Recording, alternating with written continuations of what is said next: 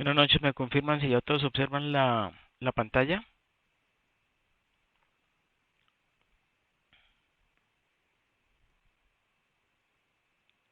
Digamos la diapositiva inicial. No, señor. ¿No? Bueno, Señor.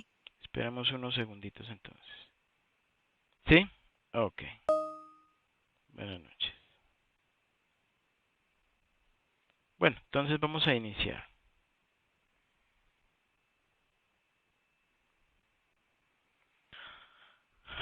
Como acabamos de ver, vamos a iniciar con lo que es la gerencia basada en valor, ¿sí? Y luego miramos los inductores de valor. Voy a iniciar con una breve explicación, ¿sí? Y definición más bien de la gerencia basada en valor. La gerencia basada en valor, GBV, o Value Based Management, VBM, es una teoría organizacional planteada por McKinsey & Company que busca involucrar a todas las áreas de la empresa, es decir, producción, mercadeo, recursos humanos, etcétera, en la búsqueda de un objetivo común, que es maximizar el valor colectivo de los socios o accionistas ahora y en el futuro. Por eso lo resalto porque es muy importante eso. El valor de una empresa está determinado por sus flujos de caja futuros descontados. ¿Okay? Y el valor se crea solo cuando las empresas invierten capital a rendimientos que superen el costo de ese capital. La gerencia basada en valor, GBV, amplía estos conceptos centrándose en cómo las empresas los utilizan para tomar decisiones estratégicas importantes y operativas cotidianas. Esta gerencia, bueno, todo este proceso de gerencia basada en valor, cuando es ejecutado correctamente, pues se convierte en un enfoque de gestión que alinea las aspiraciones generales, las técnicas analíticas y los procesos de gestión de una empresa para centrar la toma de impulsores clave de valor, que son estos inductores de valor. El predominio creciente de la cultura de riqueza de los accionistas es consecuencia de varios acontecimientos importantes. Primero, la globalización y desregulación de los mercados de capitales. Segundo, el fin de los controles de capital y de cambio. Tercero, avances en tecnologías de la información y las comunicaciones. Cuarto, mercados de valores más líquidos y eficientes. Quinto, mejoras en la regulación del mercado de capitales. Sexto, cambios generacionales en las actitudes hacia el ahorro y la inversión. Y séptimo, la expansión de la inversión institucional. ¿Okay? Esos entonces son los acontecimientos más importantes de la, digamos, de la cultura riqueza de los accionistas. Ahora bien, el foco de la gerencia basada en valor no debe estar, es decir, para las empresas. Un gerente basado en valores debe estar interesado tanto en las sutilezas del comportamiento organizacional como en el uso de la valoración, como una métrica de desempeño y una herramienta para la toma de decisiones. Cuando la gerencia basada en valor funciona bien, los procesos de gestión de una organización brindan a los tomadores de decisiones la información correcta, decisiones que crean valor en todos los niveles. Por ejemplo, al gerente de una unidad de negocios, pues la gerencia basada en valor le proporcionaría la información para cuantificar y comparar el valor de las estrategias alternativas y el incentivo para elegir la estrategia que maximizará el valor. Tal incentivo es creado por objetivos financieros específicos establecidos por la alta gerencia, por sistemas de evaluación y compensación que refuerzan la creación de valor y, lo que es más importante, por el proceso de revisión de la estrategia entre el gerente y los superiores. Además, la propia evaluación del gerente se basaría en objetivos a largo y corto plazo que miden el progreso hacia el objetivo general de creación de valor. La gerencia basada en valor aplica en todos los niveles de la empresa. Los gerentes de línea y los supervisores, por ejemplo, pueden tener objetivos y medidas de desempeño que se adaptan a sus circunstancias particulares, pero que están impulsados por la estrategia general. Un gerente de producción podría trabajar con objetivos de costo por unidad, de calidad y tiempo de entrega.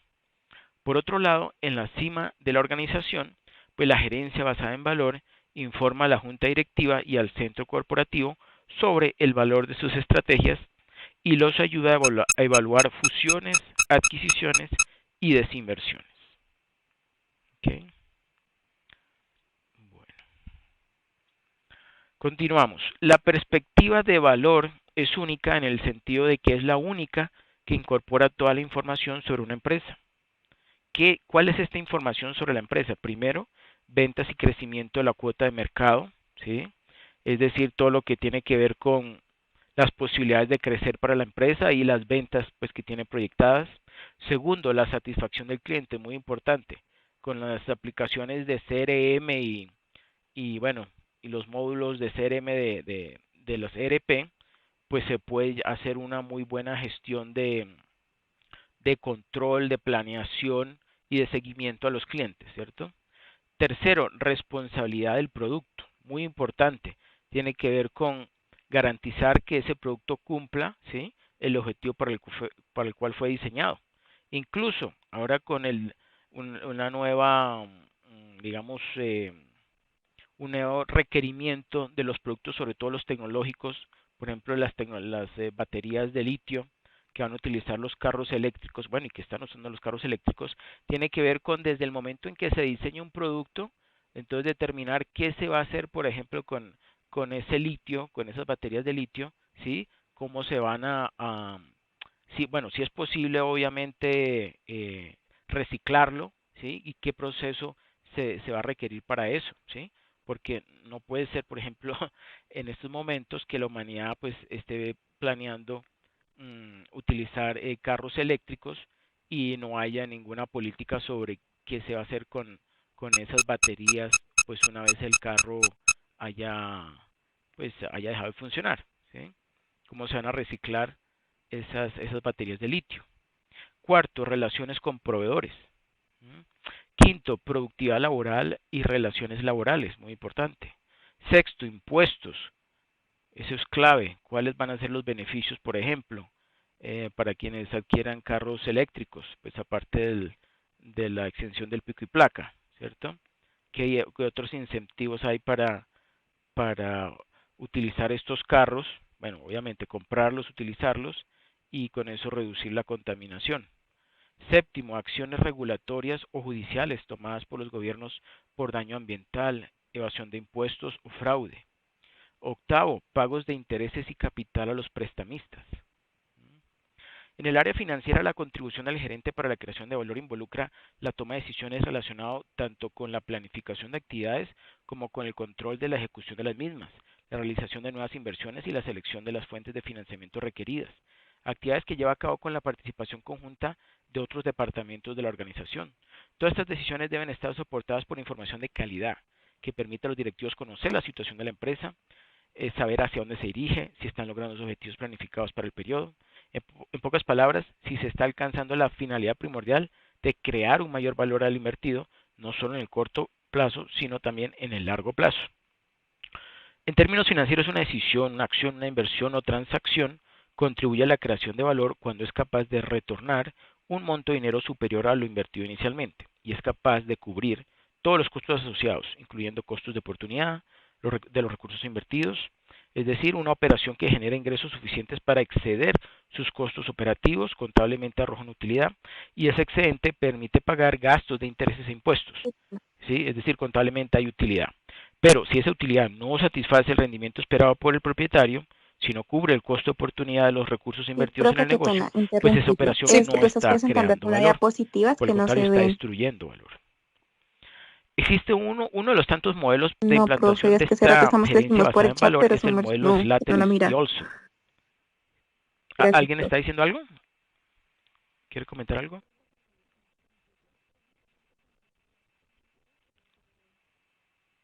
¿Las diapositivas no se ven?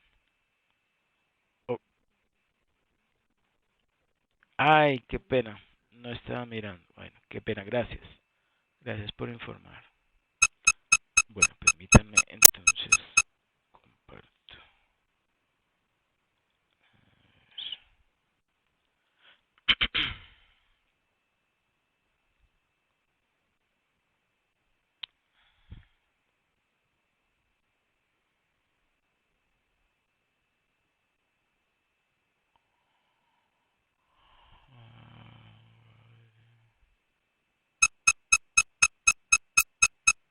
Permítanme un momento, por favor.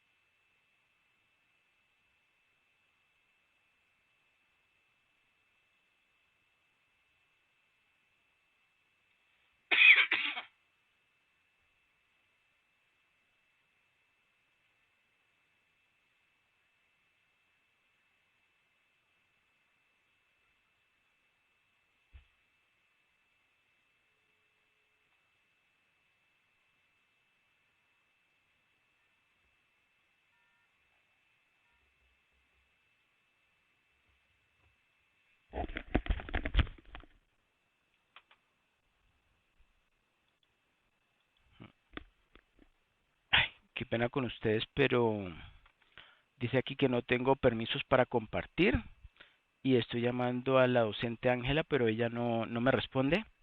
Voy a compartir entonces otro enlace y seguimos por allí. Okay.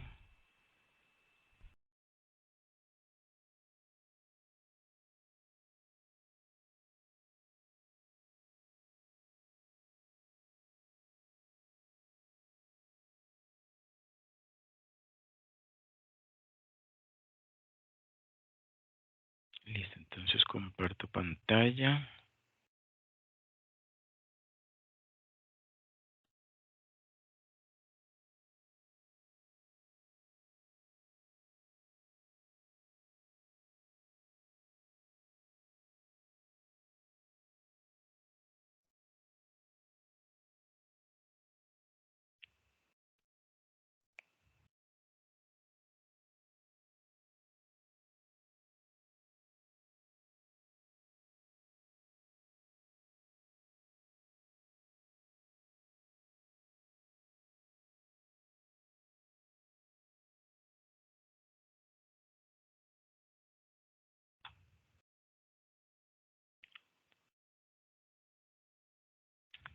¿Me confirman si ahora sí observan la Sí, profe. diapositiva?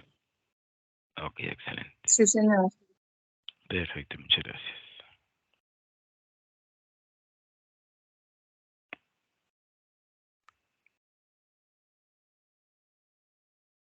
Bueno, entonces, el modelo Slater y Olsen establece 5 etapas en la implementación de la gerencia basada en valor en las empresas. ¿Cuáles son estas 5 etapas? Primero, el análisis de la creación de valor. Segundo, compromiso de la gerencia y fijación de metas ambiciosas. Tercero, adiestramiento en, bueno, value-based management y amplia disponibilidad de información. Cuarto, delegación y entrenamiento centrado en las tareas. Y quinto, repartición de los beneficios alcanzados. ¿Alguien quiere comentar algo?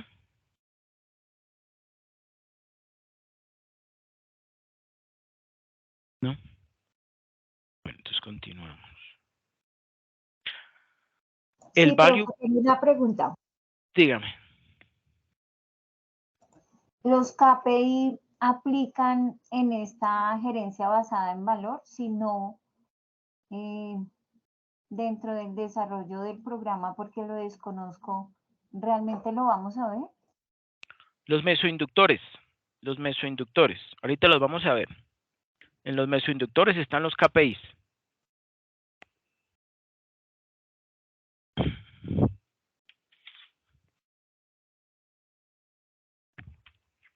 Pues ahorita que veamos todo el organigrama. Los, bueno, digamos dentro de los inductores estratégicos, ahí encontramos las competencias esenciales y ahí están los KPIs. Ya ahorita vemos el esquema. Bueno, Entonces, el Value-Based Management abarca 3 elementos claves, que son la creación de valor, segundo, la medición de valor y tercero, la gestión de valor. La gerencia basada en valor tiene la intención de enseñar a los gerentes financieros 3 cosas: cómo, cuándo y dónde exactamente en la empresa se crea y se destruye valor. Gerencia basada en valor es una combinación de creencias, principios y procesos que efectivamente alineados permiten a la empresa tener éxito en la batalla contra la competencia. El término drivers, ¿sí?, que son, digamos, en inglés, inductores, ¿sí?, o conductores, describe las decisiones y acciones que tienen el efecto de crear el movimiento hacia el objetivo deseado. En el caso de la gerencia basada en valor, los objetivos son la satisfacción de las necesidades de los interesados, o sea, los accionistas, los clientes, los proveedores de capital, ¿sí?, los stakeholders, combinadas con las exigencias de la estrategia corporativa. El éxito en la organización se alcanza cuando las metas se convierten en logros cuantificables, es decir, establecidas las metas y definidos los resultados, la empresa puede analizar multidimensionalmente el desarrollo de la organización y cada trabajador debe esforzarse para adquirir un rendimiento completo y equilibrado. De acuerdo con la gerencia basada en valor, el objetivo básico financiero de la empresa es la maximización del patrimonio de los propietarios, o sea, los accionistas, que se produce por el efecto combinado de el reparto de utilidades, como lo observamos aquí en la imagen, ¿sí? O sea, reparto de dividendos, ¿cierto?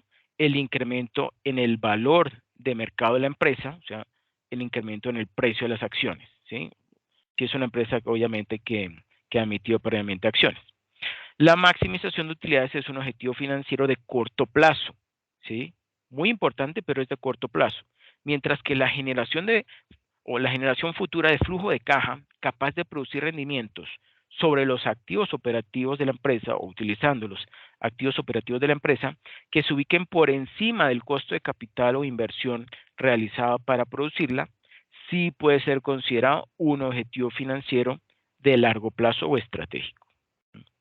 Y de acuerdo con García, ¿sí?, pues este esquema lo tomamos de Oscar García, 2023, la secuencia de utilidades, rentabilidad, flujo de caja, que es la que observamos allí, utilidad, rentabilidad y flujo de caja, ¿sí?, es la que garantiza la permanencia y crecimiento de la empresa y en consecuencia, pues el incremento o la creación de valor. ¿Sí? Bueno. Conceptos clave.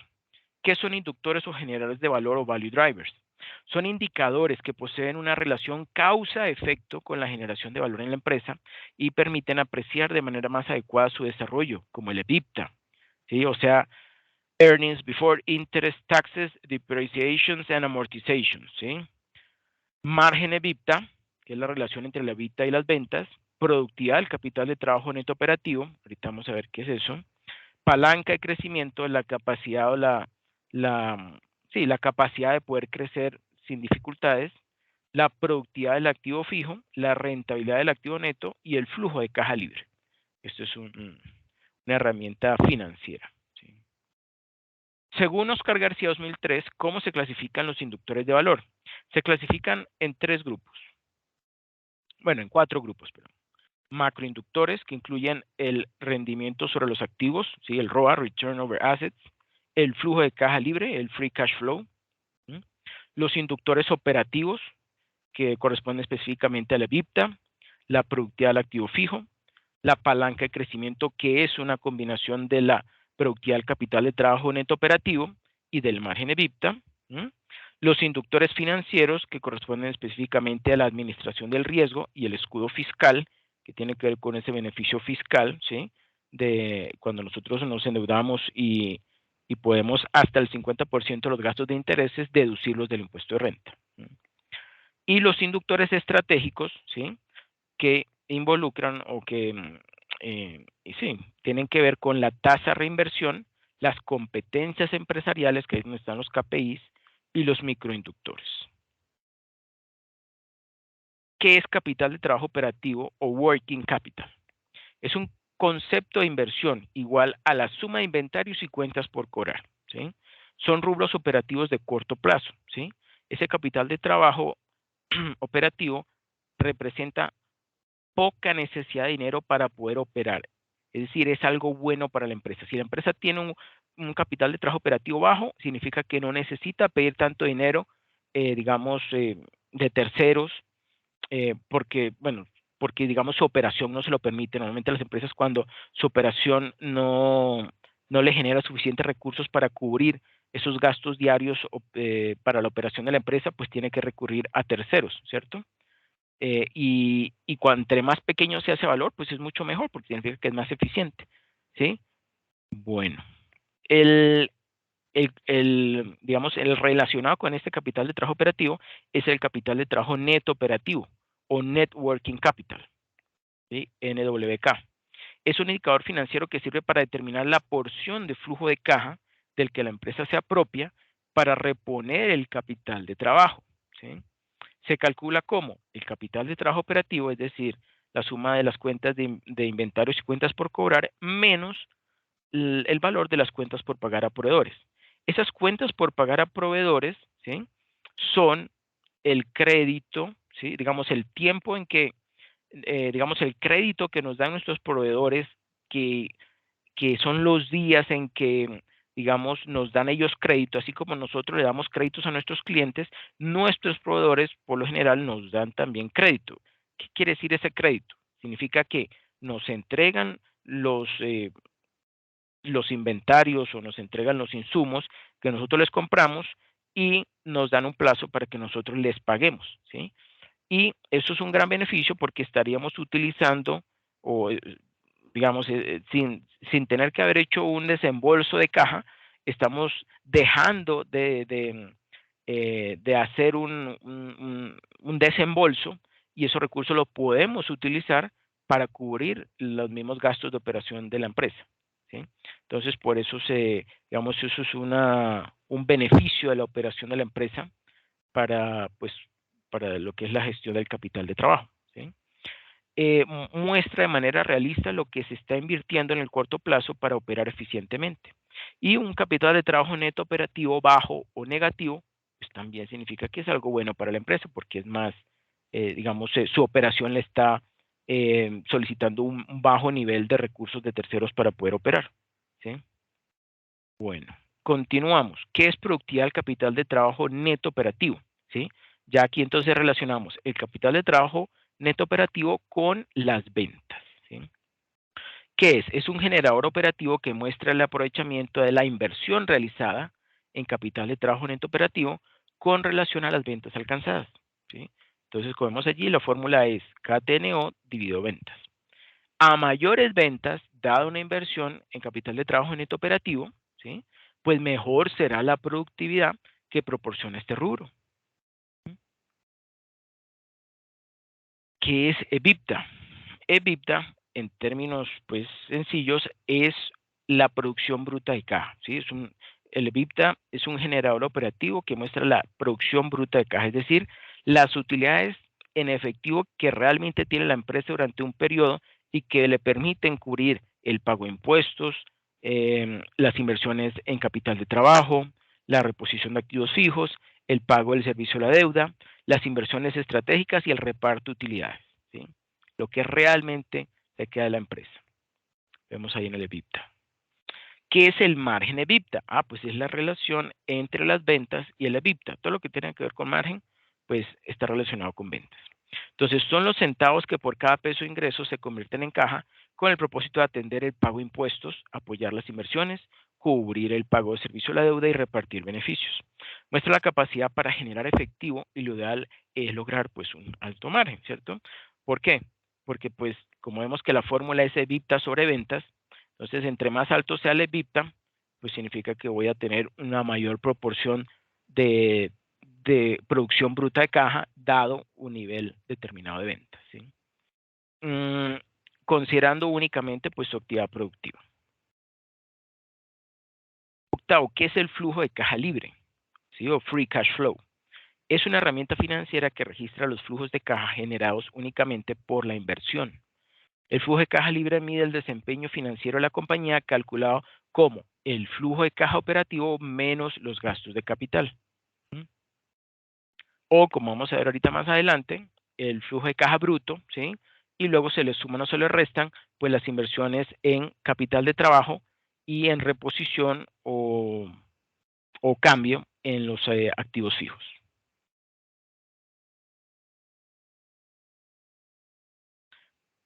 Noveno, ¿por qué EBITDA y margen EBITDA son generadores de valor operativo? ¿Por qué? Porque en la medida en que la empresa libere más efectivo por cada peso de ventas, pues se tendrá una mayor liquidez y unas mejores posibilidades, y desde el punto de vista financiero, pues los compromisos se cumplen con efectivo y no con utilidades. ¿Sí? Décimo, ¿qué es la utilidad operativa después de impuestos WODI o Net Operating Profits After Taxes, no PAT, o lo que es lo mismo, utilidad antes de intereses después de impuestos, YD? Es una medida de ganancias que excluye el costo de la deuda y los ahorros fiscales del financiamiento de la deuda en la estructura de capital de una empresa. Muestra que también una empresa utiliza los activos operacionales para generar ganancias, para comparar el desempeño comercial de una empresa con el de años anteriores y evaluar el desempeño de una empresa frente a sus competidores. 11. ¿Qué es productividad de los activos operativos o PAO? Es la capacidad que tienen los activos operativos de contribuir en la generación de ventas. Su objetivo es determinar la forma más eficiente de administrar los activos operativos de la compañía para que se generen los máximos ingresos posibles con la menor cantidad posible de inversión. La fórmula es WODI, o sea, utilidad operativa después de impuestos, dividido entre pues, los activos operativos AO. Esta rentabilidad, y miren lo siguiente, entre más elevado sea esa utilidad operativa, ¿sí?, respecto de los activos operativos, pues significa que es más productivo, ¿cierto?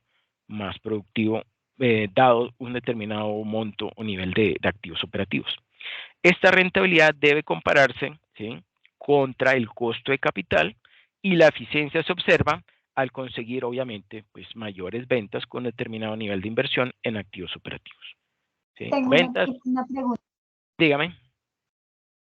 Cuando hablamos del costo de la deuda, ¿estamos hablando de los intereses que cancelo por el endeudamiento que tengo con terceros o una entidad financiera? Bueno, el costo de capital realmente como mejor se mide es como una combinación, tanto del costo de la deuda como el costo del patrimonio, ¿sí? Que es lo que le llamamos el WACC, ¿sí? O costo promedio ponderado de capital, ¿sí? Así es como realmente se mide el costo de capital, por medio de ese indicador del WACC o CPPC, costo promedio ponderado de capital. ¿Mm? Que es es una suma ponderada de el costo de la deuda, ¿sí?, o el costo de los terceros, y el costo del patrimonio o el costo que, que pues exigen los accionistas o socios de la empresa. Ponderado. Es decir, que tomo la deuda que tengo con terceros más la deuda que tengo con los socios y la promedio. Es una suma ponderada. Ahorita vamos a ver un ejemplo. Ya ahorita vamos a ver un ejemplo. ¿Sí? No es un promedio aritmético, es una ponderada. Ahorita lo vemos. Y 12, ¿cómo se puede aumentar el valor de una empresa? Por medio del incremento en el flujo de caja libre y del aumento en la rentabilidad del activo. Así es que se asegura una empresa que aumenta su valor en el largo plazo, con incremento en el flujo de caja libre y ese aumento constante en la rentabilidad del activo. Obviamente esa rentabilidad tiene que estar por encima del costo, ¿sí? El costo promedio ponderado de capital, o WACC. Ahora veamos estas relaciones entre los inductores de valor. ¿Sí? Esto es un cuadro de Oscar García, muy conocido, donde tenemos aquí en la base los inductores estratégicos, ¿sí?, que están conformados por la tasa de reinversión, las competencias esenciales y los microinductores. ¿Sí? Y uno se pregunta, bueno, ¿y qué son esas competencias esenciales? ¿Sí? Esas competencias esenciales que observamos acá, que son la base o digamos que están dirigiéndose hacia la productividad del activo fijo, la productividad del capital de trabajo, el margen de EBITDA y el costo de capital, bueno, que se alimenta o que tiene que ver con la administración del riesgo y el riesgo de capital, ¿sí? Esas competencias esenciales o competencias empresariales, ¿sí?, que la empresa posee, representan ese conjunto de atributos como por ejemplo actitudes, los valores, las motivaciones, conocimientos y habilidades, ¿sí? ¿De quiénes? De los trabajadores, ¿sí? De los empleados de la empresa, ¿sí? Que se manifiestan en comportamientos que son definibles, que son observables, que son medibles y que están vinculados con un desempeño superior frente a su competencia. Es decir, le permite realizar una tarea o una actividad mejor que los demás, ¿sí? ¿Para qué? Pues para explotar y aplicarlo a los clientes, a los mercados y a los productos, ¿sí? Y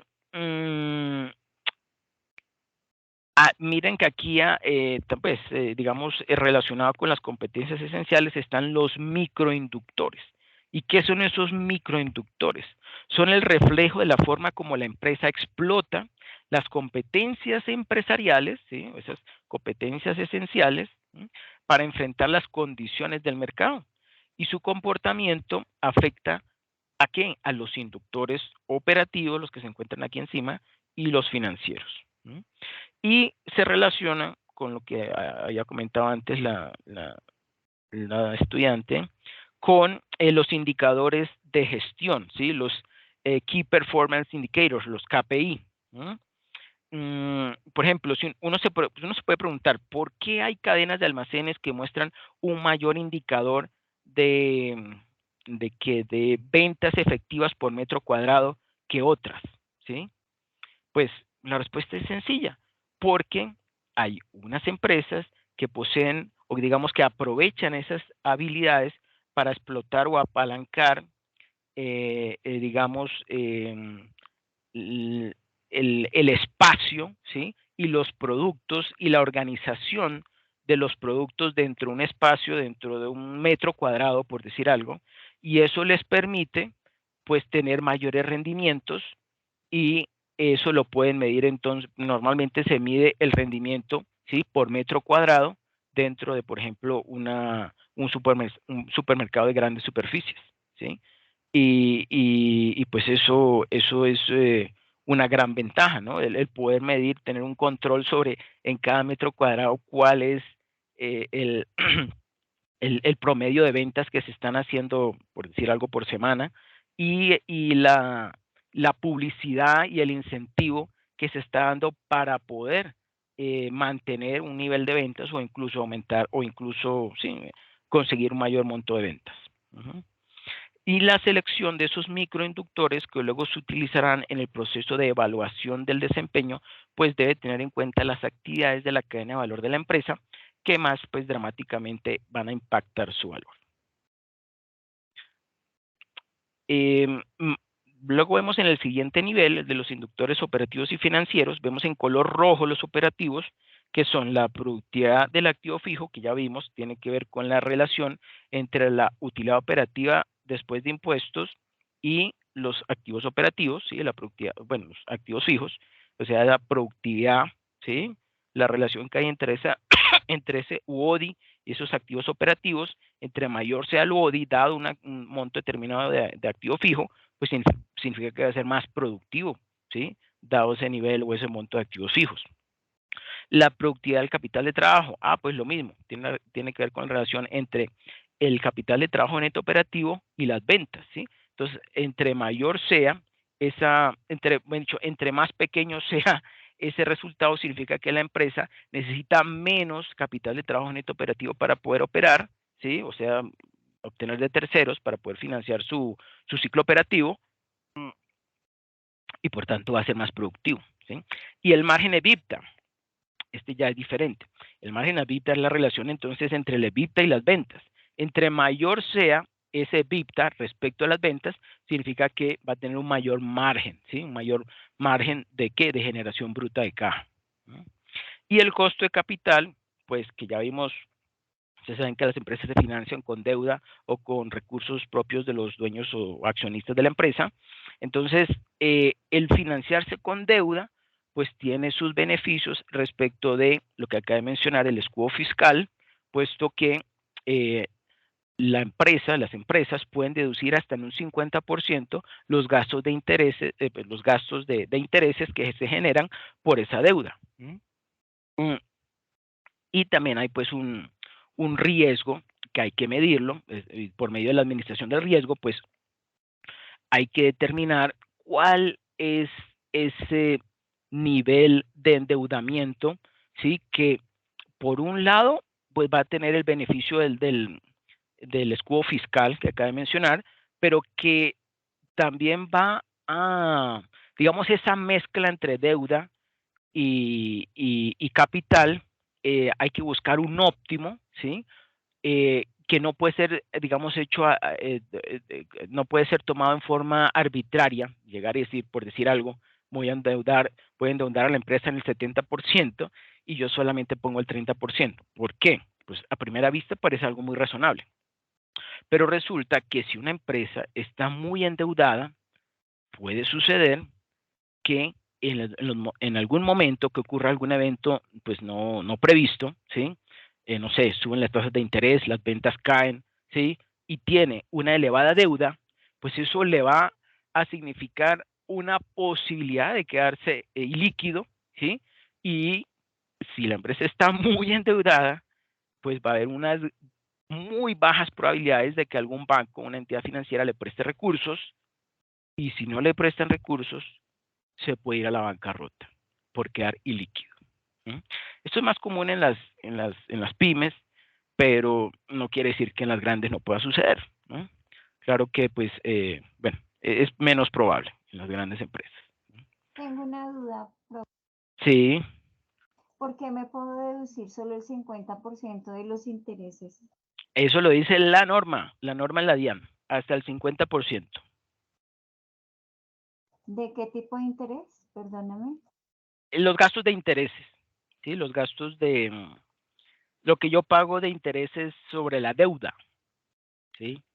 Sobre la deuda. La deuda es obviamente recursos que he tomado o pedido prestados de terceros, ¿no? De entidades financieras, como bancos. ¿Sí? ¿Sí está claro?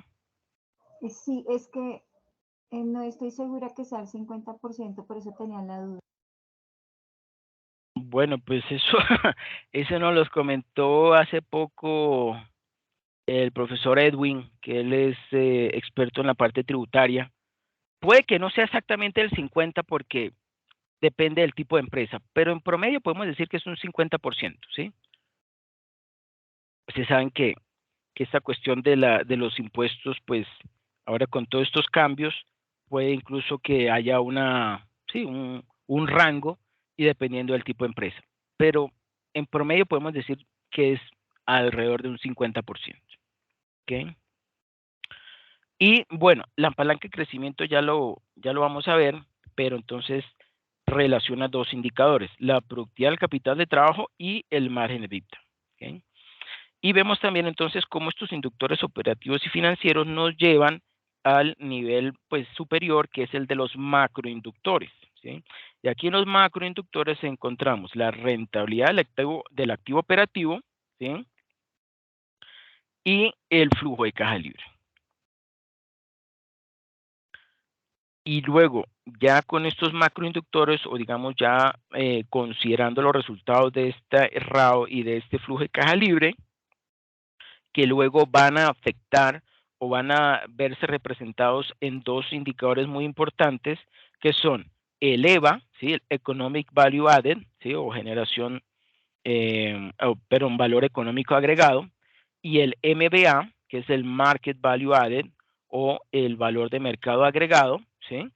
Que significa un aumento de la prima del negocio, ¿sí? Debido a que digamos, ese valor que los clientes le están otorgando a las acciones de una empresa está por encima de su valor intrínseco, ese excedente, ¿sí? Se ve reflejado, ¿sí? O es lo que mide el MBA.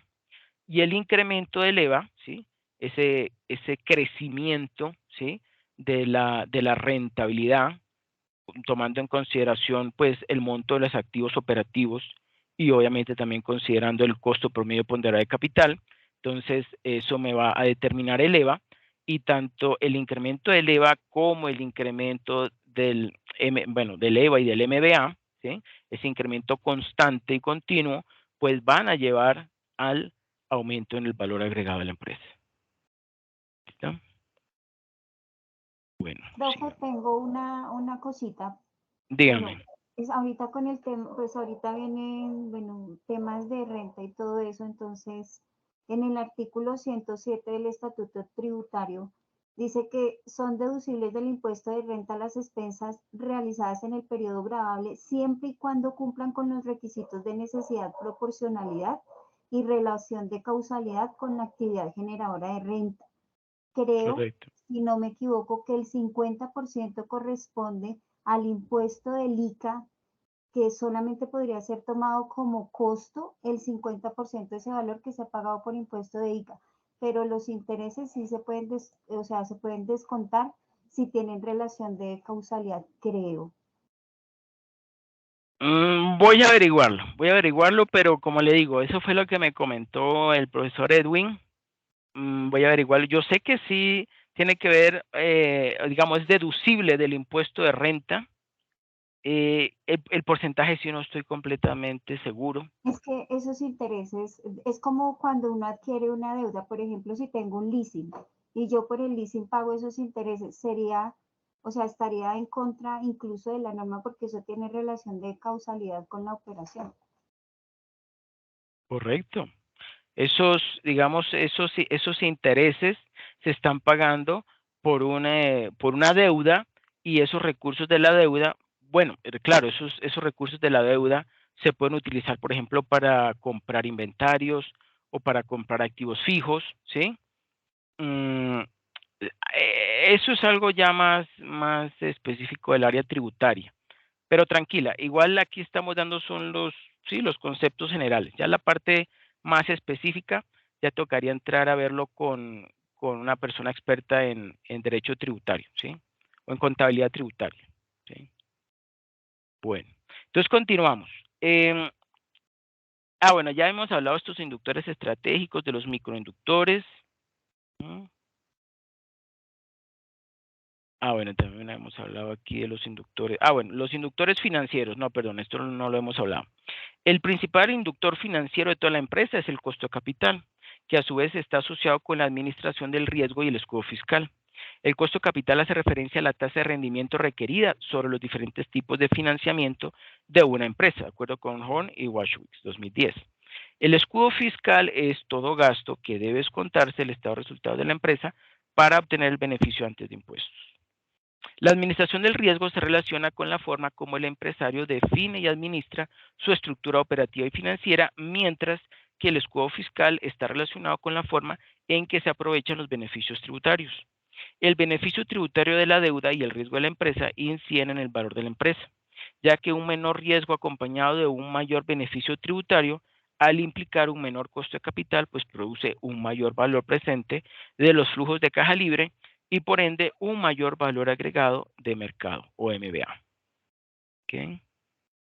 Vemos entonces la relación de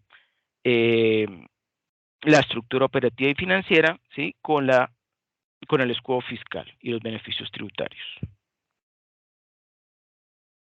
Ahora damos los inductores operativos. El EBITDA, entonces ya hemos dicho, es un indicador operativo, muestra la generación bruta de caja. ¿Cómo lo calculamos? Pues esa es una de las formas, ¿no? A partir del resultado operativo o EBIT, le sumamos los gastos de depreciación, los gastos de amortización, obtenemos el EBITDA. ¿Mm?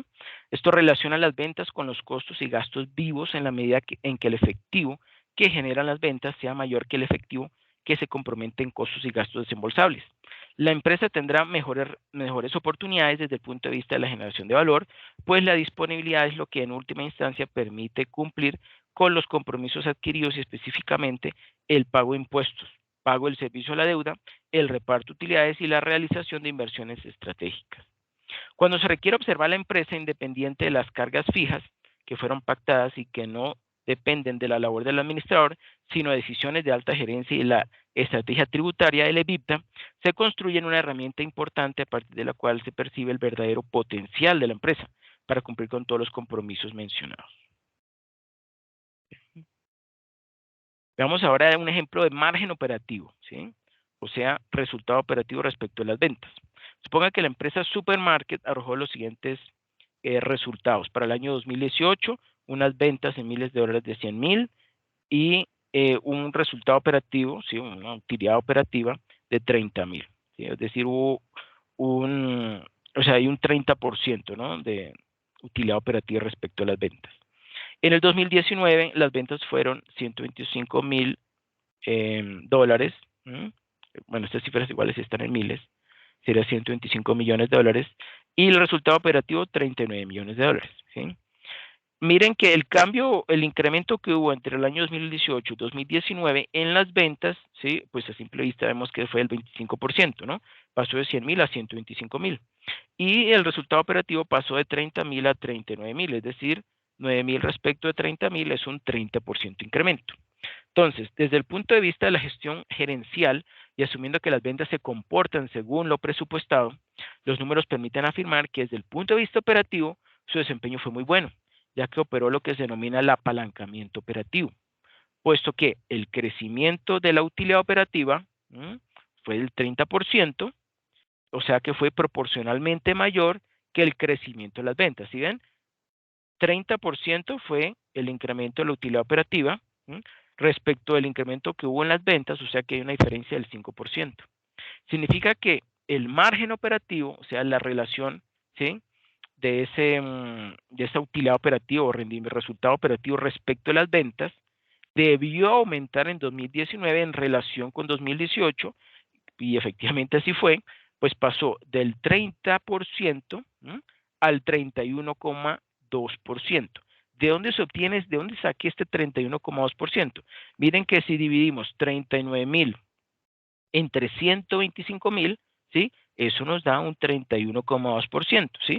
Mientras que si 30,000 lo dividimos entre 100,000 nos da 30%. En consecuencia, ¿sí? El margen operativo aumentó, ¿sí? Por encima de el resultado operativo, del incremento solamente del resultado operativo, ¿sí? Es decir, puesto que el crecimiento de la utilidad operativa, 30%, fue proporcionalmente mayor que el crecimiento de las ventas. Significa que el margen operativo debió aumentar en 2019 en relación con 2018, así fue, pasó del 30 al 31,2%. Realizando los cálculos respectivos, ello significa que se aprovechó la capacidad instalada de la empresa y técnicamente eso se conoce como un apalancamiento operativo favorable. ¿Okay? Bueno, ahora veamos un ejemplo de margen EBITDA. El margen EBITDA muestra en términos de porcentaje la capacidad de la empresa para generar efectivo por cada peso en ventas. Lo ideal es lograr un alto margen, ya que esto muestra cómo los ingresos superan los desembolsos de efectivo. Por lo tanto, uno de los esfuerzos fundamentales de la administración es lograr el crecimiento de ese margen. Esto indudablemente se reflejará en una mejora operacional del negocio y se incrementarán las posibilidades de permanencia, crecimiento y generación de valor. Vemos que la relación entre EBITDA y ventas es el margen EBITDA. Ejemplo, suponga que los cargos por depreciación y amortización de la empresa registrados en su cuenta de resultado, en el estado de resultados, fueron de 16 millones en cada año, como observamos aquí en esta tablita, ¿sí? Los gastos de depreciación y amortización fueron de 16,000, tanto para el 2018 como para el 2019. Con esta nueva información puede calcularse el EBITDA y observarse en qué proporción se incrementó, ¿sí? Ese margen de EBITDA para el año 2019. Miren lo siguiente, las ventas para el año 2018 fueron de 100,000, para el 2019 fueron de 125,000, es decir, un incremento del 25%, a simple vista lo vemos. El resultado operativo pasó de 30,000 a 39,000, es decir, un incremento del 30% de un año al otro. El margen operativo, ¿sí? Si relacionamos entonces resultado operativo respecto de ventas, fue del 30% para el 2018 y para el 2019 fue del 31,2%. Dividimos 39,000 entre 125,000 nos da 31,2%. Y dado un monto, un valor de depreciación y amortización, ¿sí? Gastos de depreciación y amortización de 16,000, ¿sí? Que fueron pues igual para cada año, vamos a suponer que fue, sí, fue 16,000 para cada año. Cuando calculamos el margen EBITDA, que el margen EBITDA es la relación, o sí, la división entre EBITDA y ventas, ¿sí? ¿Qué observamos? Bueno, primero que todo calculamos el EBITDA. ¿Cómo calculamos el EBITDA? Pues como lo observamos allí. A partir del resultado operativo, perdón, al resultado operativo le sumamos los gastos de depreciación y amortización, y para el año 2018 es de 46.000, puesto que 30.000 más 16.000 da 46.000, ¿sí? Y para el 2019 el resultado operativo es 39.000 más los 16.000, nos da 55.000. Y si vemos que entre 46.000 y 55.000 hay un incremento de 9.000. 9.000 respecto a 46.000 es un incremento del 19,6%. Entonces, ojo con lo siguiente. El EBITDA es el resultado que realmente se gestiona, creció en menor proporción que las ventas. Mire, el EBITDA creció 19,6% y las ventas crecieron el 25%. Lo que implica que el margen EBITDA debió disminuir, lo cual efectivamente sucedió. ¿Por qué? Porque pasó del 46%, 46% donde lo calculamos, 46.000 dividido entre 100.000 me da 46%, ¿cierto? En 2018.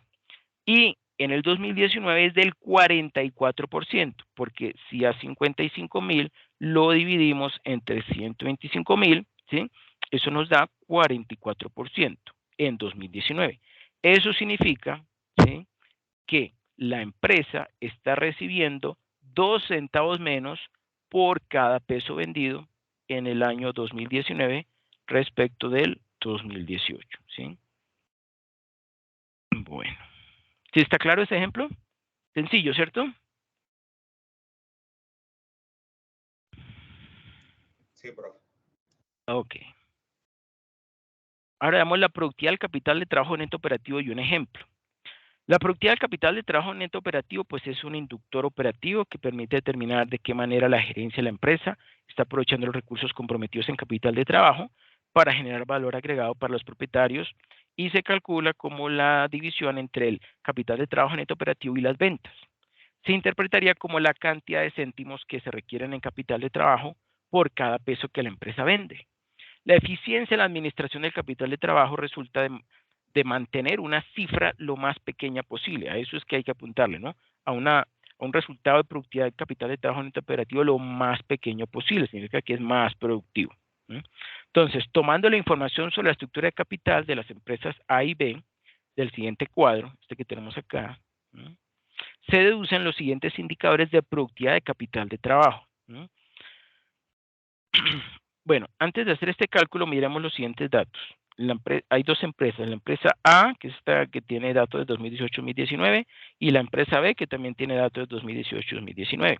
Las ventas para la empresa A en 2018 fueron 1.000, en el 2019 1.200. Lo mismo sucedió en la empresa B, ventas 2018 1.000 y en el 2019 1.200, es decir, incremento del 20%. Clientes y cuentas por cobrar pasa de 250 a 300, eso es un incremento también del 20%, lo mismo que en la empresa B de 167 a 200, un incremento del 20%. El inventario pasa de 75 a 90, un incremento del 20%. En la empresa B también un incremento del 20% al pasar de 33 a 40. Y el capital de trabajo operativo, ¿sí?, que como vemos allí es la sumatoria de ¿qué? Capital de trabajo operativo, ¿recuerdan? Clientes e inventarios, ¿no? Entonces, 250 más 75 nos da 325, 300 más 90 nos da 390 para el 2019. En la empresa B, año 2018 es de 200, 167 más 33, y en el 2019 es de 240, que es 200 más 40. Y luego, a ese capital de trabajo operativo, si le restamos, ¿sí?, las cuentas por pagar a proveedores, ¿sí?, que en este caso son de 30 en 2018, 36 en 2019, esto es para la empresa A, y de 60 año 2018 y 72 año 2019 de la empresa B. Haciendo entonces las operaciones, ¿sí?, nos arroja como resultado un capital de trabajo neto operativo para el año 2018 de la empresa A de 295 y de 354 para el año 2019. En la empresa B, el capital de trabajo neto operativo es de 140, al restar 200 le quitamos 60, nos da 140, y para el 2019, 168, que viene de restarle 240 a 72, ¿cierto? Entonces, observen lo siguiente, si calculamos la productividad de capital de trabajo operativo de la empresa A, que es, o lo que calculamos simplemente, bueno, tomando el año 2019, dividiendo, no, perdón, tomando el año 2018 lo hice, qué pena. Si dividimos 295, ¿sí? Que es el capital de trabajo neto operativo, lo dividimos entre el monto de las ventas de ese año 2018, que fue 1000, ¿cuánto nos da? Pues nos da 29,5%, ¿cierto? Y la productividad del capital de trabajo neto operativo de la empresa B, también para el año 2018, viene, se calcula como 140 entre 1000, ¿sí? Es decir, que fue del 14%. ¿Qué observamos allí? Comparamos 29,5% respecto de 14%. ¿Qué dije yo? Que entre más pequeño sea, ese resultado significa que la empresa es más productiva. ¿Eso qué quiere decir? Quiere decir que la empresa B es más eficiente, ¿sí? Que la empresa A, en la medida en que para operar requiere menos capital de trabajo por cada peso vendido. Obsérvese que el crecimiento de los clientes, el inventario y los proveedores siempre es del 20%, eso ya lo comenté. ¿Cómo? Uno se pregunta, ¿cómo deberían ser financiados esos requerimientos de capital de trabajo neto operativo? Entonces, deberían financiarse con el propio flujo de caja de la empresa, es lo ideal, pero de no ser así, habría que estar recurriendo a periodo tras periodo, ¿sí? En una financiación adicional, ¿sí? O sea, recursos de terceros. El indicador de capital de trabajo, productividad del capital de trabajo neto operativo, sirve para determinar los requerimientos de capital de trabajo dado un determinado incremento en las ventas. Para eso es que es muy bueno este indicador. Bueno, ahora veamos otro, este no está allí dentro de la tabla, pero es un indicador también muy importante, que es la deuda neta sobre EBITDA. Está como muy de moda en muchos estados financieros, lo agregan, ¿sí? Que es la relación, como lo vemos allí, de deuda neta sobre EBITDA. O sea, la relación utilizada para evaluar la capacidad de una empresa para pagar su deuda neta, ¿sí? O sea, todas las deudas financieras de la compañía menos su efectivo, con base o en relación a su EBITDA, o sea, los ingresos operativos antes de gastos e ingresos por intereses, depreciaciones, provisiones, reducciones de valor e impuestos. En concreto, este índice expresa el número de años que le llevaría a la empresa, considerando unas deudas y una EBITDA constantes, ¿sí? O sea, con esos supuestos, ¿sí? El número de años que le tomaría a la empresa pagar la totalidad de su deuda. Este índice suele utilizarse por las agencias de calificación para evaluar la probabilidad de incumplimiento de una empresa. Un resultado elevado, ojo, significa que la empresa tiene una carga de deuda muy sobreponderada y cuanto mayor sea ese ratio, pues más tensa será la situación financiera de la empresa. Al contrario, un ratio, un resultado bajo de deuda neta sobre EBITDA nos diría que la empresa está saneada en el ámbito financiero, lo que indirectamente nos provee la información útil acerca del tipo de gestores que están detrás de esa empresa, que velan por el interés de tener bajo control el apalancamiento de la empresa. Por ejemplo, si la empresa tiene 100 millones en deuda y hay 10 millones, ¿sí? Que corresponden a EBITDA. Entonces, la relación deuda sobre EBITDA, 100 sobre 10, pues nos da 10, ¿sí? O sea, un índice, un valor índice de 10. Si la empresa A paga el 50% de esa deuda, ¿no? O sea, esos 100, en los próximos 5 años, y al mismo tiempo aumenta la EBITDA, ¿no? De 10 a 25, ¿no? Entonces, la relación deuda-EBITDA será ¿cuánto? Pues será de 50 dividido entre 25, ¿sí? Es decir, pasaría a ser de 2, ¿sí? Lo cual es excelente, ¿sí? Pasó de un número índice de 10 a uno de 2. ¿Por qué? Por ese incremento, ¿sí? Bastante, o digamos, más elevado del EBITDA respecto a la deuda, ¿sí? Miren que el EBITDA pasa de 10 a 25 y la deuda pues se reduce a la mitad, pasa de 100 a 50. Perdón. Los convenios en préstamos comerciales a menudo incluyen un determinado objetivo de deuda neta sobre EBITDA en los convenios y una empresa debe mantener ese nivel o riesgo acordado después de que todo el préstamo vence inmediatamente. Las agencias de calificación crediticia a menudo usan esa métrica para evaluar la probabilidad de incumplimiento de la deuda emitida por una empresa y es posible que las empresas con una relación de deuda EBITDA alta no puedan pagar su deuda de manera adecuada, lo que da como resultado una calificación crediticia baja. El análisis de los estados financieros de una empresa tienen que ser complementados mediante la comparación de sus principales datos económicos y financieros con los de otras empresas que formen parte del mismo sector económico. Eso se utiliza mucho, ¿sí? Comparo el resultado de deuda neta de EBITDA de empresas que se encuentran dentro del mismo sector económico para ver pues cuáles tienen menos probabilidad de incumplir su pago, ¿no? De deuda. Ahora veamos el flujo de caja bruto como base para calcular el flujo de caja libre. El flujo de caja confronta los ingresos y egresos de efectivo en un periodo de tiempo. Su importancia radica en el hecho de mostrar la disponibilidad de efectivo con que se cuenta para atender los diferentes compromisos financieros. Algunos autores afirman que la utilidad es una opinión y el efectivo es una realidad. Para calcular el efectivo de caja bruto, a la utilidad neta se le suman los intereses, depreciación y amortizaciones. En la obtención del flujo de caja libre, se le resta al flujo de caja bruto la inversión en capital de trabajo neto operativo y la reposición de activos fijos. Las depreciaciones y amortizaciones se restan para establecer la utilidad antes de impuestos, pues son gastos que se relacionan con el estado de resultados, disminuyendo la utilidad y el pago de impuestos. Se suman en la, en la obtención, del flujo de caja bruto, ya que no implican desembolso efectivo. Por lo tanto, implican efectivo disponible que se utiliza en la actividad operacional. Igual tratamiento se da a las provisiones para protección de activos como inventario o cuentas por cobrar. Con relación a los intereses o gastos financieros, se restan para llegar a la utilidad gravable. Esto por la misma razón del ítem anterior, o sea, para lograr un beneficio tributario o escudo fiscal. Al restarlos de la utilidad operativa, la base gravable es menor y por tanto menor el pago de impuestos. Ahora bien, en la determinación del flujo de caja bruto se suman, pues cuando se calcula el flujo de caja libre, se quiere mostrar la disponibilidad para el pago de servicio a la deuda y el reparto de utilidades. En la determinación del flujo de caja libre se restan, ya dije, los requerimientos de capital de trabajo neto operativo, que son una inversión necesaria para operar adecuadamente.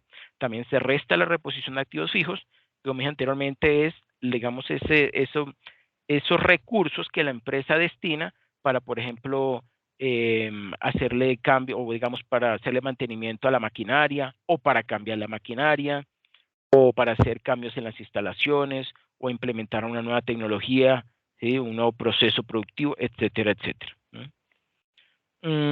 Es decir, la inversión necesaria para continuar las operaciones sin aumentar la capacidad instalada. Como resultado, se obtiene el flujo de caja libre que permite atender el servicio de la deuda, o sea, el pago de intereses y abono a capital, establecer una política adecuada de reparto de utilidades y realizar inversiones estratégicas. Eso es lo que se hace con ese flujo de caja libre. Y aquí tenemos pues un ejemplo. Supongamos o partamos de una utilidad operativa o EBIT de 40.197.000. Eso le restamos unos impuestos del 32%, o sea, le restamos 12.863.040. Obtenemos una utilidad operativa después de impuestos de 27.333.960. Le sumamos los gastos de depreciación, gastos de amortización, gastos de provisiones y nos da un flujo de caja bruto de 29.884.960. A ese flujo de caja bruto le sumamos o restamos, en este caso le sumamos, ¿sí? Le restamos, qué pena. La reposición del capital de trabajo neto operativo fue una salida de dinero por 13.270.000. Le restamos también 3.457.120 de reposición de activos fijos y eso nos arroja o nos da un flujo de caja libre de 13.157.840. Ahora, a ese flujo de caja libre, ¿sí? Si yo le resto el servicio a la deuda, que en este caso son esos 11.769.000, que corresponden a abono a capital de 2.353.800 y de pago de intereses 9.415.200, ¿sí? Al restarle a ese flujo de caja libre el servicio a la deuda, obtengo el flujo de caja de los propietarios, ¿sí? O sea, lo que le voy a repartir a los dueños o propietarios de la empresa, que sería en este caso, pues de tan solo 1.388.840. ¿Okay? Entonces tenemos ahí dos flujos de caja, ¿no? El flujo de caja libre, que es ese dinero disponible que tiene la empresa, ¿para qué? Para repartir a los accionistas, para pagar las deudas, para invertir en la compra de activos fijos, y bueno, y lo que haya pues mayor necesidad. Ahora veamos la palanca de crecimiento. La palanca de crecimiento permite determinar qué tan atractivo es para una empresa crecer, ¿sí? Y por lo tanto da una idea con respecto a si el crecimiento agregará o no valor a los propietarios. El margen de EBITDA, pues es la relación entre el EBITDA y las ventas. La productividad del capital de trabajo operativo es la relación entre capital de trabajo operativo y ventas, ¿sí? Y la palanca de crecimiento es la razón o la relación entre el margen de EBITDA y la productividad del capital de trabajo operativo. Suponga que una empresa, por su estructura de capital de trabajo y estado de resultados, mantiene un margen de EBITDA igual a 0,22. ¿Sí? Vamos a suponer que el margen de EBITDA es del 0,22, o sea, el 22%. Mientras que su productividad del capital de trabajo operativo es del 35%, ¿sí? O sea, es mayor. Esto significa que si decide crecer la empresa, por cada peso adicional de ventas, ¿sí? Producirá 22 centavos de caja bruta. Pero igualmente ese peso adicional demandará una inversión en capital de trabajo operativo de 35 centavos. Lo anterior significa que para poder vender ese peso adicional quedarían faltando 13 centavos. Mira, la diferencia entre esos 35 centavos y esos 22 es exactamente 13 centavos, ¿sí? O sea que para poder vender ese peso adicional, la empresa, ¿sí?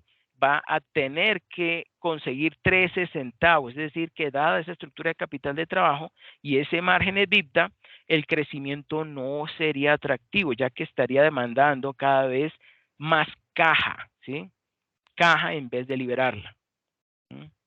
Y si dividimos ese 0,22 entre 0,35, nos da 0,62. Para que el crecimiento libere caja, ese margen de EBITDA debe ser mayor que la productividad del capital de trabajo operativo. ¿No? Es decir, que la relación entre el primero y el segundo indicador debería ser mayor que 1, ¿sí? Pero cuando la productividad, la palanca de crecimiento, cuando ese resultado es menor a 1, ¿sí? Que no es lo ideal, se dice que hay una brecha entre margen de EBITDA y productividad del capital de trabajo operativo. Pero cuando la palanca de crecimiento es mayor a 1, entonces se dice que hay un remanente. Veamos este ejemplo. Hay dos empresas A y B, ¿sí? Con los siguientes valores de palanca de crecimiento. Y los componemos. En la empresa A, el margen de EBITDA es del 20% o 0,20. La palanca, la productividad del capital de trabajo operativo es del 30%, ¿sí? Es decir, que la relación entre ambos, ¿sí? La palanca de crecimiento será igual a 0,67, ¿sí? Si vemos 0,20 entre 0,30 nos da 0,67, ¿sí? Ahí lo vemos al ojo incluso. Y para la empresa B, el margen de EBITDA es del 6,7% y la productividad del capital de trabajo operativo es del 10%. La relación entre estos dos nos da una palanca de crecimiento también del 67%. Pero ojo con lo siguiente, ¿no? Si yo determino cuál es la brecha, ¿sí? En la empresa A es del 10%, ¿sí? 10%. ¿Cómo lo obtuve? ¿Cómo creen ustedes que obtuve este 10%? La diferencia entre el margen EBITDA y la productividad del capital Exacto, total. correcto, exactamente. Muy bien, esa brecha es la diferencia.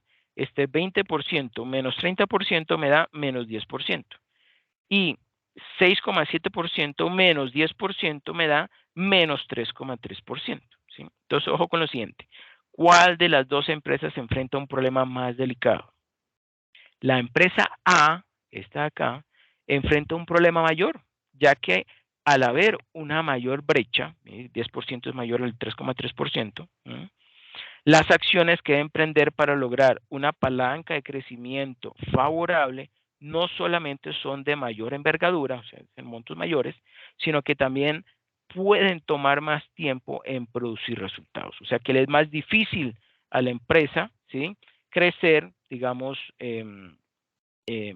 forma sana o digamos fácilmente, ¿sí? Dado o debido a que esa productividad del capital de trabajo es superior al margen de EBITDA. ¿Ok? Y pues eso no se cambia de la noche a la mañana, ¿no? Eso toca pues con expertos mirar a ver cómo hacer para ir reduciendo esa productiva del capital de trabajo operativo e ir incrementando en mayor proporción el margen EBITDA. ¿Sí? ¿Y cómo ustedes creen que se podría aumentar el margen EBITDA? Hay tres formas básicas para aumentar el margen EBITDA. Que son las Mejorar mismas. la rentabilidad en la venta de los productos podría ser. Sí, la rentabilidad, esa es una, correcto. ¿Cuál otra?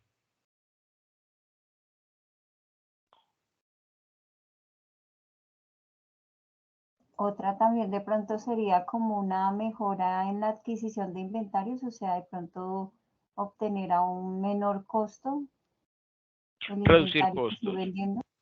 correcto, sí. Reducir costos, aumentar el margen de ganancia o vender más. Esas son las tres básicas. Yo o vendo más, mayor volumen de productos, o sea, aumento mi rotación de inventario, ¿sí? O aumento mi margen de ganancia, que por lo general no es fácil, y menos aún ahora que hay tanta competencia. Y la otra forma es, pues, reducir los costos, ¿sí? Mantener mis ventas, pero reducir los costos, o sea, siendo más eficiente, más productivo, pues también entonces automáticamente se aumenta mi margen EBITDA. Bueno, excelente. Ahora veamos la utilidad operativa después de impuestos, el WODI. La utilidad operativa después de impuestos, también conocida como utilidad antes de intereses y después de impuestos, WAIDI, o el NOPAT, Net Operating Profits After Taxes, es de gran importancia en el cálculo del EVA. Si se incrementa, también lo hará el EVA y también el valor de la empresa. En la WODI se consideran las utilidades operacionales, es decir, las alcanzadas en el desarrollo de la actividad principal del negocio, se les cuentan los impuestos y se excluyen las no operacionales, ¿sí? Entonces, pues por no provenir del desarrollo del objeto social. Entonces, partiendo del WODI o EBIT, el WOBI o EBIT se obtienen de quitarle los impuestos, ¿sí? A la UAI. ¿Qué es la UAI? Es la utilidad antes de intereses e impuestos. Si yo a la utilidad antes de intereses e impuestos, ¿sí? Lo multiplico por 1 menos la tasa de impuestos, pues obtengo la utilidad operativa después de impuestos, ¿cierto? Así de sencillo. Bueno, esta es otra forma también de calcular. Ahora veamos el costo de capital, ¿sí? Y costo promedio ponderado de capital o WACC. El costo oportunidad del capital es el rendimiento al que renuncia el inversionista cuando acepta una inversión nueva. El costo de capital o costo oportunidad del inversionista es el mejor rendimiento esperado disponible que se ofrece en el mercado sobre una inversión de riesgo y plazo comparables con el flujo efectivo que se descuenta. El WACC o costo promedio ponderado de capital es el rendimiento mínimo que necesita ganar una empresa para satisfacer a la totalidad de sus inversionistas. Las empresas se financian de dos formas, yo ya lo comenté, con recursos propios que provienen de los accionistas o con inversiones de la empresa y mediante el endeudamiento con terceros que pueden ser bancos, corporaciones financieras u otras empresas. Dicho financiamiento implica la devolución del capital recibido más una remuneración causada por la utilización de esos recursos. Ese costo se materializa en forma de una tasa de interés que corresponde a la suma ponderada de dos fuentes, el equity, que es el patrimonio, y la deuda. Para el caso del capital contable o capital accionario se denomina costo del equity, que lo denominamos K sub E, y representa ese valor en el mercado del capital accionario de una empresa. Para calcularlo se toma el número de acciones en circulación y se multiplica por el precio unitario de cada una de las acciones. Cuando la fuente es el valor de mercado de la deuda, se denomina costo de la deuda, o sea, K sub D. Dicha tasa se obtiene de la tasa que cobran las entidades financieras por los créditos otorgados. Y la suma, ¿sí?, de KE y KD se representa con la letra V.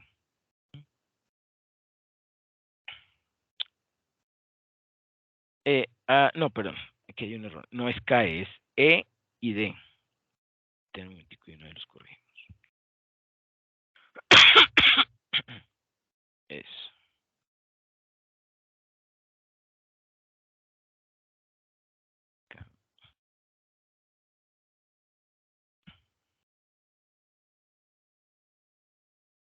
Más. Profe, una preguntita. Para el caso de los bonos, cuando una empresa emite bonos para financiarse, Sí. la tasa con la que voy a ponderar eso dentro del costo de la deuda tiene que ser la cupón, ¿cierto? No la de mercado, porque la de mercado es como evaluaría el inversor el bono, ¿no?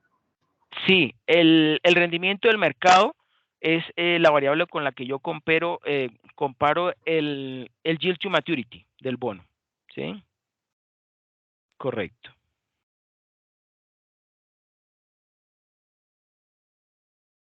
O sea, el rendimiento interno del bono, ¿no? Sí, pero para contabilizarlo entonces sería con la cupón, ¿cierto? Pues el cupón, la tasa cupón, lo que me va a mostrar Luis Fernando es digamos, como el beneficio, ¿sí? Anual o semestral. Ese sería, digamos, la ganancia, el plus, además de la devolución del valor nominal al final, ¿no? Eso es digamos, el beneficio de los bonos cuponados. Ahora, también hay un beneficio cuando uno compra un bono con descuento, que es precisamente esa diferencia entre el precio en que yo lo compro y el valor que voy a recibir al final de la fecha de maduración de ese bono. ¿Mm? Ese es entonces sí, un diferencial de monto de dinero que se podría considerar, pues, si pagué menos, pues, o sea, lo compré con descuento, vendría siendo entonces una ganancia para mí, y al contrario, si pagué más, pues sería entonces una pérdida. ¿Mm? Bueno, entonces continuamos. La suma de E y D se representa con la letra V. ¿Mm? Es de vital importancia comprender que el costo de capital de una inversión depende del riesgo de esta. La fórmula de cálculo del promedio ponderado de capital es, o WACC, es a la tasa costo del equity la multiplico por la relación entre E, que es el valor monetario del equity, dividido entre V, que es la suma de E más D, E más D. Si a eso le sumo el costo de la deuda, o sea, la tasa que me prestan los bancos o los terceros, multiplicado por la relación entre deuda y V ya sabemos que es la suma de deuda más equity, y a ese costo de la deuda luego lo multiplico por 1 menos la tasa de impuestos, ¿sí? Porque ese es precisamente el beneficio fiscal. Y esa sumatoria ponderada, por eso es ponderada, esa sumatoria ponderada del equity y de la deuda, me da el WACC o costo promedio ponderado del capital. Vamos a un sencillo ejemplo. Supongo que la empresa fabricante de pasteles Doña Dicha piensa ampliar la fábrica y abrir 2 nuevos establecimientos en la ciudad de Bogotá, para lo cual requiere recursos por 1.600 millones.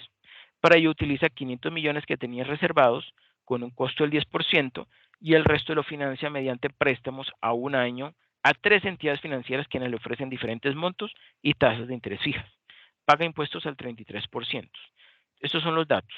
El banco A le presta 500 millones al 13% efectivo anual, el banco B 400 millones al 14% y el banco C 200 millones al 16%. En primer lugar, se pondera el monto de cada préstamo entre el total de deuda y capital. Entonces, estos son los nombres de las entidades, estos son los montos en millones, la tasa de interés que representan, que cobran, la participación, o sea, la, la, la relación entre el préstamo, el monto del préstamo de cada banco respecto al total, ¿sí? Digamos su participación, como observamos allí, el banco A es del 31,25% y pues el monto propio de la empresa es del 31,25%. Y el porcentaje de ponderación, a eso sí ya es el producto de la multiplicación de esa tasa de interés, o sea, el costo, ¿sí? Del préstamo por la participación. O sea que 13% por 31,25% me da 4,0625%. Y para el caso del capital propio, el 10%, ¿sí? Por 31,25% me da pues 3,125%. Y así con lo de los demás bancos. En segundo lugar, se calcula el costo de la deuda y se multiplica por el beneficio fiscal, o sea, 1 menos la tasa de impuestos, para hallar el costo de la deuda después de impuestos, o sea, el KDT. Como lo observamos allí, pues esto ya lo hemos calculado, lo que hemos quitado aquí es la parte del capital propio. Nos arroja que el costo de la deuda, o sea, el 4,0625% más 3,5% más 2,008% me da 9,57%. Y a eso entonces le aplico el beneficio, el escudo fiscal, o sea, multiplico por 1 menos la tasa de impuestos y me arroja un resultado de 41.2%. Finalmente se aplica la fórmula pues, del costo promedio ponderado de capital, que será igual a 10%, que es el costo de los recursos propios, por la relación entre los 500 millones, que son los que yo tengo, lo que la empresa pues tiene reservados, dividido entre 1.600 millones, que es lo que necesita en el proyecto, y a eso le sumo el costo de la deuda después del pago de impuestos, o sea, el 6,41%, multiplicado por la relación entre el monto de dinero prestado, que son 1.100 respecto a 1.600. Y al sumar ambos costos ponderados, ¿sí? Pues me da un resultado de 7,533%. EVA, valor económico agregado y valor añadido de mercado MBA. El Jorge, una EVA, pregunta, ¿qué sí. significa ese 7% que nos acabaste de decir? Entonces, 7,533% es el costo promedio ponderado de financiarme con deuda y capital. Obviamente considerando las proporciones de cada uno de ellos y obviamente también considerando la tasa de impuestos. Eso es todo. ¿Y cómo sé si es bueno o no lo es? Es que de por sí nada es bueno, ni nada es malo. Hay que compararlo contra algo, ¿no? Si tú quieres mirar eficiencia, pues entonces vas a calcular cuál es el costo promedio ponderado que tienes, consigues un competidor más cercano a tu empresa. Eso lo puedes, bueno, ya los estudiantes del curso de finanzas lo saben, ¿sí? Perdón, de gerencia financiera lo saben, que es determinar cuál es el multiplicador del enterprise value, o sea, el valor de empresa respecto de el EBITDA, ¿eh? Y entonces cuando ese multiplicador, que es un número índice, sea muy similar al de mi empresa, significa que es una empresa que, bueno, esa empresa además debe pertenecer al mismo sector económico, ¿sí? al cual se encuentra mi empresa, y esa empresa que tenga entonces el resultado más similar, yo me puedo comparar con él o con ella, y voy a poder determinar entonces si mi competencia está consiguiendo un costo promedio ponderal más elevado o más bajo que el mío, ¿sí? Y obviamente yo voy a compararlo con cuál es mi EVA o mi ROE, bueno, más bien mi ROE, cuál es mi rendimiento sobre el patrimonio, que obviamente voy a ver si yo voy a ser más eficiente, si voy a tener un ROE más elevado que mi competencia, y pues ahí entonces, digamos, la gerencia o el gerente financiero va a determinar qué es lo que se puede hacer, si aumentar entonces más el rendimiento sobre el patrimonio o reducir entonces el costo por medio de capital buscando pues otras formas de financiamiento o mirando a ver esa mezcla de capital y de deuda, cómo podría optimizarla mejor para reducir el costo promedio ponderado de capital, ¿sí? Así es como se toman en consideración esas variables para pues, reducir ese costo promedio ponderado de capital si es que está muy elevado. Y si se puede reducir. Aún no habíamos visto el WACC. Ok. Listo. Eleva. Entonces la rentabilidad obtenida por la empresa deduciendo de la UODI el costo capital de recursos propios y externos que utiliza. Un resultado positivo significa que la empresa habrá generado rentabilidad por encima de su costo capital y por tanto crea valor. La utilidad neta reportada en el estado de resultados considera solo el tipo más visible de costo de capital, o sea, el interés, mientras ignora el costo del patrimonio. El valor agregado a mercado o MBA es el diferencial de valor conferido por el mercado, positivo o negativo, a una empresa, tomando como referencia su valor contable. Cuando la cotización de la acción en el mercado de valores supera su valor contable, significa que está generando valor o que tiene potencial de hacerlo en el futuro, y los inversionistas pagan un excedente que se traduce en el MBA positivo. Si el MBA es negativo, indica una infravaloración desde la perspectiva bursátil. ¿Cuáles son los elementos del EVA? Pues los que están allí, ¿cierto? UODI, UAIDI o NOPAT, pues es la utilidad operativa después de impuestos, ya vimos cómo se calcula. AON significa activo operativo neto y corresponde a la sumatoria de disponible, más inversiones de corto plazo, más cuentas por cobrar, más inventarios, más propiedad, planta y equipo. El WACC o costo promedio ponderado de capital, pues ya lo vimos. Y el RUODI, si no lo han escuchado, el RUODI es la rentabilidad del ODI. Rentabilidad del WODI es la relación entre el WODI y el activo operativo neto. Entonces, hay dos formas de, bueno, estas son las dos más conocidas, pero también lo podemos calcular como ROIC menos WACC. El producto de AON, activo operativo neto, por la diferencia entre el WODI y el WACC, es una forma de calcular el EVA, y otra forma es, a partir del WODI, lo multiplico por la diferencia entre el WACC y el activo operativo neto, ¿sí? Y pues ambos deben dar el mismo resultado. Profe, una pregunta. Sí. Con respecto a los activos operativos netos. Sí. Bueno, la mayoría de los datos se obtienen del estado de situación financiera. La pregunta es que a veces uno en los estados de situación financiera ve, por ejemplo, cuentas por cobrar no corriente. Ah, sí. Solo serían las corrientes, ¿cierto? Operativas, las que tienen que ver con la operación de la empresa. Eso es muy importante. Por eso AON es activo operativo neto. Si tiene que ver con la operación de la empresa, se considera. Ah, listo. Entonces, pero más que todo serían, por decir, las corrientes, que son las relacionadas con el día a día. Sí, las corrientes siempre están involucradas. Y en las de largo plazo, pues habría que ver si tienen que ver con la operación. Ah, listo. Por lo general, no. Bueno, hay excepciones. Existen dos maneras para determinar los activos operativos netos. La primera consiste en tomar el capital de trabajo neto operativo y sumarle el valor de mercado de los activos fijos y demás inversiones operativas a largo plazo. Y la segunda forma es sumar el pasivo financiero y el patrimonio neto. ¿Cuáles son los beneficios del EVA?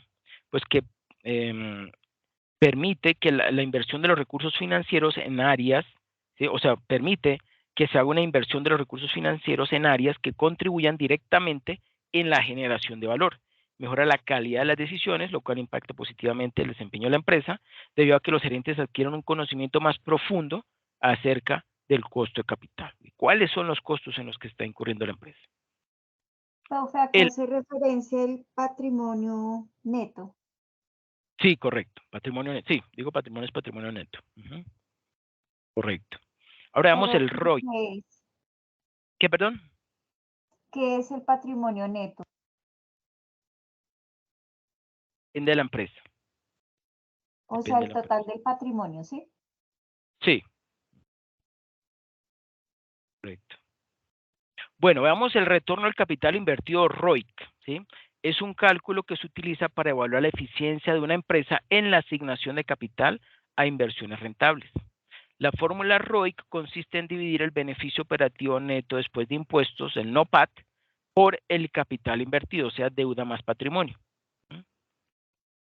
¿Y qué es deuda más patrimonio? Activos, ¿no? Bueno, entonces sería EBIT sobre capital invertido. ROIC da una idea de que también una empresa está utilizando su capital para generar ganancias. La comparación del ROIC de una empresa con su costo promedio ponderado de capital, o sea, el WACC, revela si el capital invertido se está utilizando de manera efectiva. ¿Se acuerdan que lo que les mencioné ahorita? ROIC menos WACC, ¿qué da? ¿El activo? EVA. ROIC menos WACC es EVA, es otra forma de calcular el EVA. Entonces, la comparación del ROIC de una empresa con su costo promedio ponderado de capital revela si el capital invertido se está utilizando de manera efectiva. También puede usarse un ROIC como punto de referencia para calcular el valor de otras empresas. Un método para calcular el capital invertido es sumar el valor en libros del patrimonio de una empresa al valor en libros de la deuda, de su deuda, y luego restar los activos no operativos, incluidos el efectivo y los equivalentes de efectivo, valores negociables y activos de operaciones discontinuadas. La combinación de crecimiento y rendimiento del capital invertido en relación con su costo es lo que impulsa el flujo de caja y el valor. Las empresas deben buscar y explotar continuamente nuevas fuentes de ventaja competitiva si quieren crear valor a largo plazo.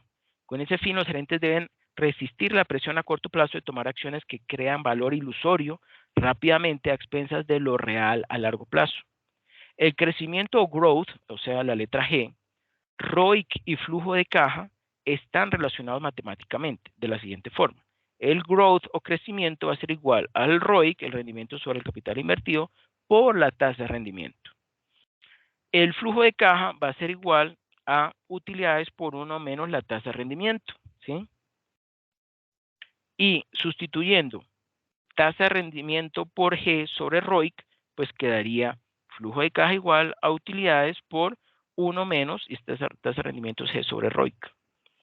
Por lo general, el desempeño de una empresa se describe en términos de crecimiento y ROIC, porque puede analizar el crecimiento del ROIC a lo largo del tiempo y en comparación con sus pares. Estrategias para aumentar EVA.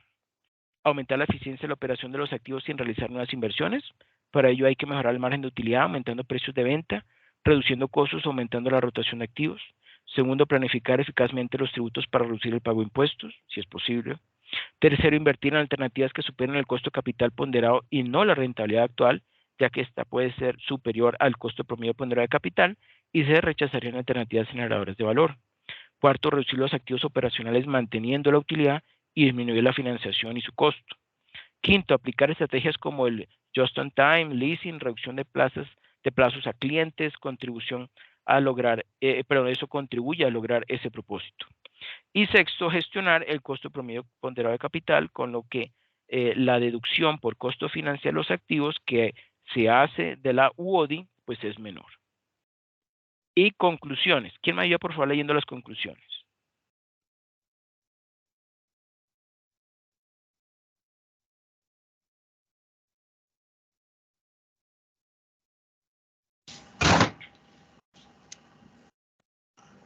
¿Sí?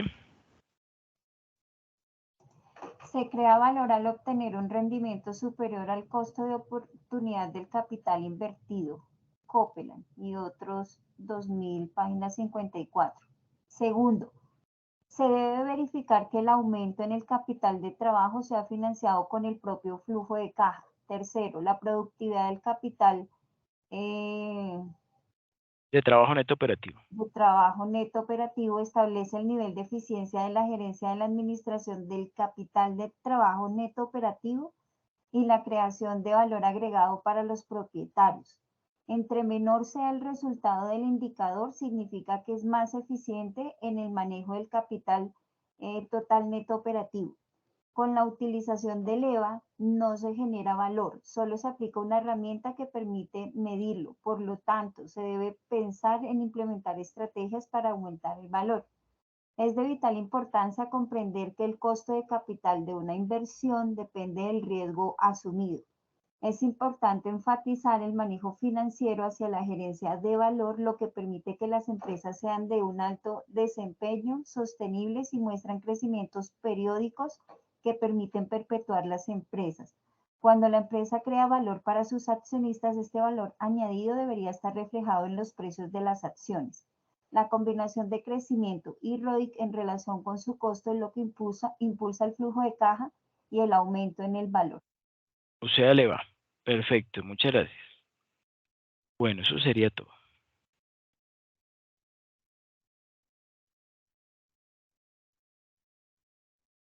Nos extendimos un poco, sí, señores.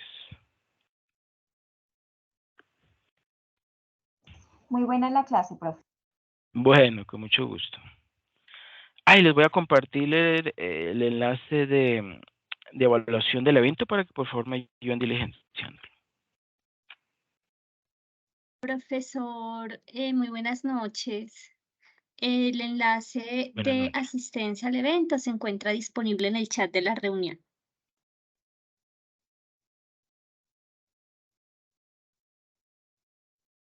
El de asistencia, sí, correcto.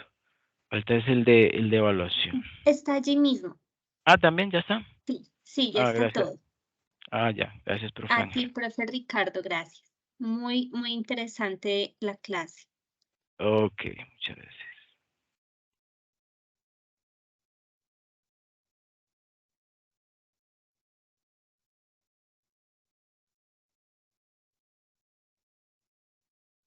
Sí, ahí lo tenemos.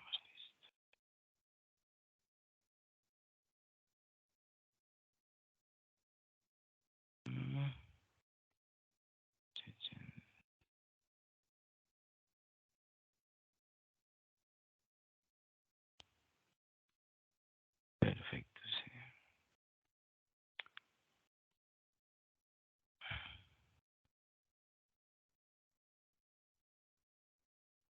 Es que el mío se demora un poquito en cargar, pero Bueno, si está ahí, entonces les pido por favor encarecidamente, antes de abandonar, que por favor diligencien tanto la asistencia como la evaluación del evento. ¿Ok?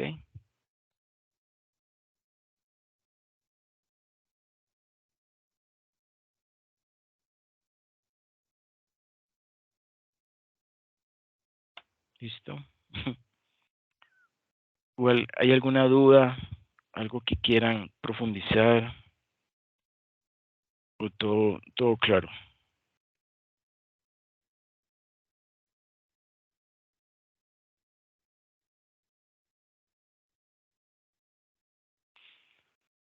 Igualmente, Un buen libro que podamos leer respecto de pronto de KP, de indicadores. indica. eh, Bueno, los me copa. KPIs o de inductores de valor. ¿De KPIs o de inductores de valor? De KPI y también de inductores de valor. Bueno, de inductores de valor, pues yo recomiendo el libro de Eva y el valor, el Eva y el valor de Oscar García, muy bueno. Y el de los KPI, bueno, ese sí ya es como más administrativo. No sé exactamente un autor cuál sería el apropiado, pero ¿qué podría ser de los KPIs? Relacionado como con gerencia estratégica, posiblemente relacionado con gerencia estratégica y el balance scorecard, con esos temas, posiblemente ahí Sí, encuentre sí, sobre sí. los key performance indicators. Sí, sí, señora. Bueno, no siendo más, muchísimas gracias a todos por su asistencia. Espero que les haya servido en algo esta explicación de los inductores de valor y que pasen una feliz noche. Gracias, Muchas profe. gracias, Muchas profesor Ricardo. gracias. Gracias, profe. Bueno, Gracias con a todos por su asistencia. Aquí en este mismo chat les voy a compartir algunos libros que de pronto les pueden ser de utilidad para el tema de CAPIs y también de inductores de valor. bueno, perfecto. Muchas gracias. A ti, profe. Bueno, feliz noche para todos. Feliz noche.